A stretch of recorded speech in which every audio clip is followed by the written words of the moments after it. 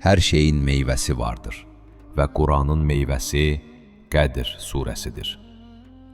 Hər şeyin xəzinəsi vardır. Quranın xəzinəsi Qədr surəsidir.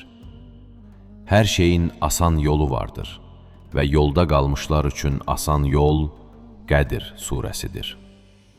Hər şeyin isməti vardır və möminin isməti Qədr surəsidir. Hər şeyin hidayəti vardır və salihlərin hidayəti Qədr surəsidir. Hər şeyin sərvəri vardır və Quranın sərvəri Qədr surəsidir. İmam Muhammed Baqir əleyhissalam bu surə haqqında buyurur: Hər kim Qədr surəsini yüksək səslə oxuyarsa, onun kimidir ki, qılıncını Allah Taala yolunda çəkmişdir. Hər kim bu surəni ahəstə oxuyarsa, onun kimidir ki, Allah yolunda özünü qana boyamışdır.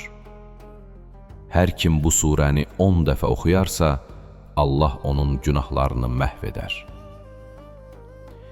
İmam Sadiq əleyhissalam buyurur: Hər kim bu surəni vacib namazlarında oxuyarsa, onu Allah tərəfindən səsləyən səsləyər və deyər: Ey Allah bəndəsi!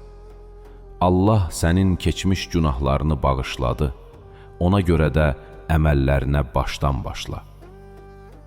Həzrəti Peyğəmbər buyurur: Hər kim bu surəni oxuyarsa, ona Ramazan ayının oruç tutan və Qədr gecəsini oyaq qalan insanın savabından verilər.